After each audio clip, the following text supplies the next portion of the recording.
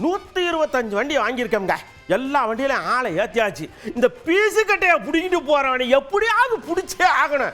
தயவு செஞ்சு பிடிச்சி பீசு கட்டையை வாங்கிட்டு வந்துருக்கேன். அவங்கள அப்படியே கையை பூரா கெட்டி போட்டுருங்கன்ற அளவுக்கு கோபத்தில் இருக்கேன் நான் அப்படின்னு எல்லாரையும் அனுப்பிச்சி விட்ருக்கேன்.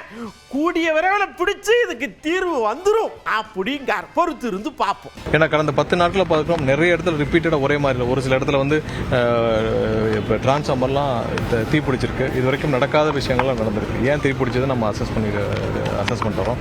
நேற்றும் வந்து MKB நகரில் முந்தானத்து ஒரு டிரான்ஸ்ஃபார்மர் தீ பிடிச்சது. அடிக்கடி அந்த மாதிரி எங்கெங்கெல்லாம் ரிப்பீட்டடாக வருதுன்னு நம்ம பார்த்துட்டு இருக்கோம். ஸோ என்ன இருந்தாலும் நம்ம வந்து நம்மளுடைய TNEB சார்பாக போர்க்கால அடிப்படையில் ரோந்து பணிகள் எல்லாம் ஈடுபடுத்திருக்காங்க. முன்னாடி 7 குழுக்கள் இருந்தாங்க.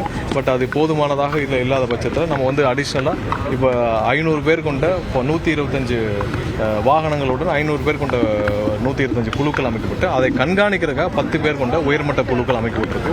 அனைத்து அடிஷனல் எக்யூப்மெண்ட், இப்போ வயர் கட்டாச்சு, பெரிய அளவில் வயர் கட்டாச்சுன்னா அதற்கான அடிஷனல் எக்யூப்மெண்ட்ஸ், ஸோ எல்லாமே எல்லா உபகரணங்களும் கொடுக்கப்பட்டு தயார் பணியில் வச்சுருக்கோம்.